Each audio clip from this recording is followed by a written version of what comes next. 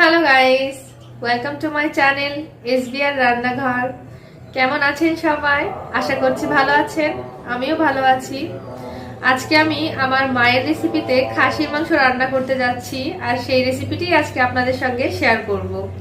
আমার মা হালকা কিছু উপকরণ দিয়ে খাসির মাংস রান্না করে থাকে, আর তার হাতের করা খাসির মাংস রান্নাটা এতটাই মজাদার হয় যে অন্য যে কোনো ভাবে যে কোনো প্রসেসেই রান্না করে থাকি না কেন, নিজে রান্না করে কিন্তু ওই স্বাদটা পাই না।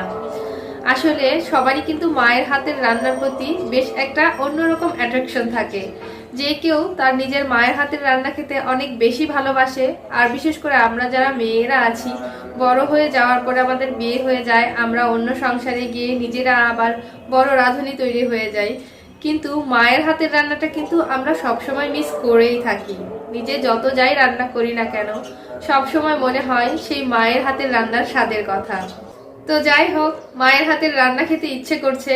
মা আবার কবে বাসায় আসবে তারও তো ঠিক নেই, আর আমি কবে বাড়ি যাব তারও ঠিক নেই।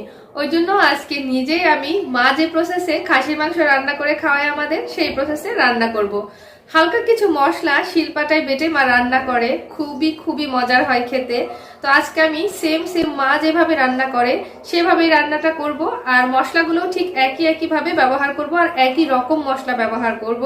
তো এই রেসিপিটি এখন আপনাদের সঙ্গে শেয়ার করব। আশা করছি আজকের রেসিপিটি আপনাদের কাছে অনেক বেশি ভালো লাগবে, যেহেতু আমার মায়ের রান্নার প্রসেসে করা।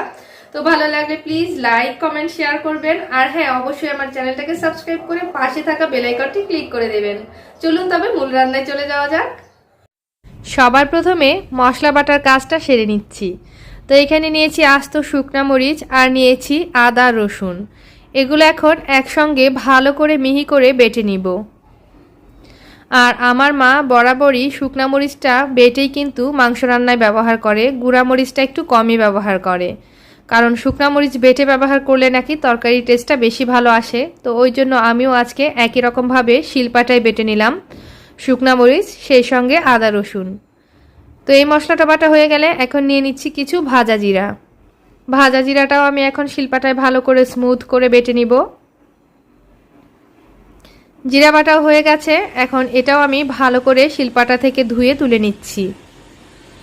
শিল ধোয়া জল থাকলে নাকি রান্নার টেস্টটা বেশি ভালো আসে, আগেকার দিনের মা মাসিরা এটাই বলে থাকে। তো এই জন্য আমি শিল সহ ধুয়ে একেবারে মশলাগুলো তুলে নিলাম।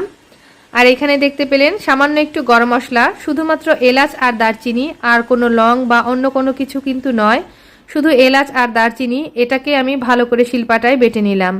গরম মশলার মধ্যে শুধুমাত্র এলাচ আর দারচিনির পেস্টটাই ব্যবহার করে আমার মা। তো ওই জন্য আমি গরম মশলাটাও বেটে নিলাম। তো বাটা মশলার কাজ এখন শেষ হয়ে গেল। সবগুলো মশলা আলাদা আলাদা বাটিতে তুলে রাখলাম। এখন আমি মাংস রান্নায় চলে এসেছি। প্রথমে কড়াইতে দিয়ে নিচ্ছি পর্যাপ্ত পরিমাণ তেল, আর এই তেলের মধ্যে কয়েক টুকরো আলু ভেজে নিব আগে। আলুগুলো দিয়ে দেওয়ার পরে আলুর মধ্যে দিয়ে দিলাম আমি সামান্য করে একটু লবণ আর হলুদের গুঁড়া। এখন আলুটাকে একটু ভালো করে ভেজে নিব। নাড়াচাড়া করে আলুটাকে হালকা একটু রং ধারণ করা পর্যন্ত ভেজে নিয়েছি। তেল থেকে ছেঁকে এখন সবগুলো আলু তুলে নিলাম।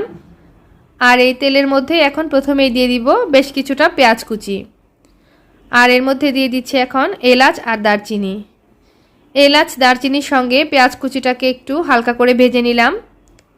ভাজা হয়ে গেছে, এখন দিয়ে দিচ্ছি ধুয়ে রাখা খাসির মাংস।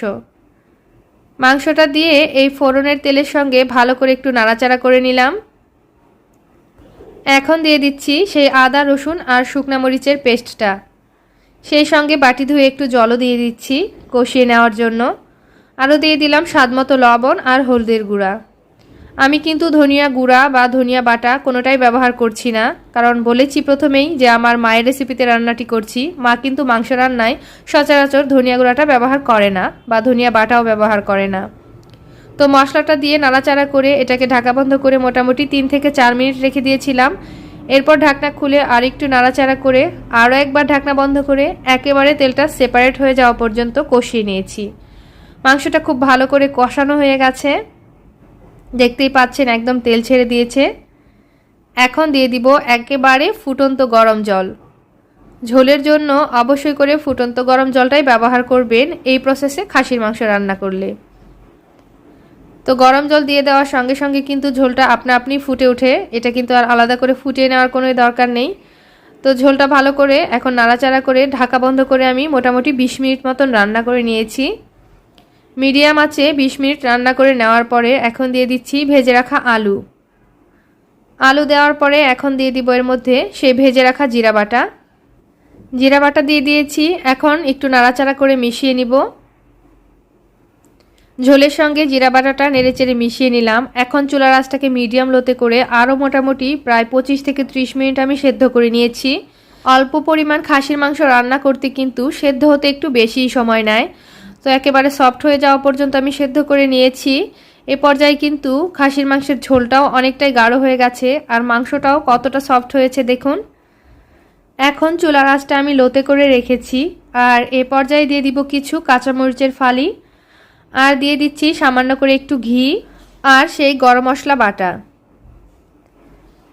তো সব মশলা কিন্তু দেওয়া শেষ, আর কিচ্ছু লাগবে না। এইটুকু মশলা ব্যবহার করেই এই রান্নাটার টেস্ট কিন্তু অনেক বেশি ভালো আসে। তো ঘি গরম মশলার সঙ্গে একটু নাড়াচাড়া করে মিলিয়ে নিলাম আর কড়াইটা একটু সাইড করে রেখে নিয়েছি, কারণ এর মধ্যে এখন আমি একটি ফোড়ন তৈরি করে নিলাম। শুকনা মরিচ, আস্ত জিরা আর তেজপাতার ফোড়ন তৈরি করে সঙ্গে সঙ্গে উত্তপ্ত ফোড়নটা আমি মাংসের মধ্যে ঢেলে দিচ্ছি। আর সাথে সাথে কিছুটা মাংস উঠিয়ে আমি ফোড়নের কড়াইতেও দিয়ে দিলাম। এতে করে ফোড়নের সম্পূর্ণ ঘ্রাণটাই মাংসের মধ্যে খুব ভালো করে পৌঁছে যাবে। ফোড়নের সঙ্গে একটু নাড়াচাড়া করে মিলিয়ে নিলাম। এখন চুলা আঁচটা লোতে করে আরও মোটামুটি 2 থেকে 3 মিনিট আমি ঢাকা বন্ধ করে রেখেছিলাম। ঢাকনাটা এখন উঠিয়ে নিচ্ছি। গ্যাস অফ করে এখন আমি তরকারিটা বেড়ে নিব। খুবই মজাদার খাসির মাংসের রান্নাটা কিন্তু আমার হয়ে গেল। আর আজকে দুপুরের খাবারে আমার ছিল সর্ষে বাটা দিয়ে লাউ শাক, বেগুন ভাজি আর এই যে মায়ের রেসিপিতে করা এই সুস্বাদু খাসির মাংসটা। তো সকলেই ভালো থাকবেন। আজকের ভিডিওটি তাহলে এ পর্যন্তই।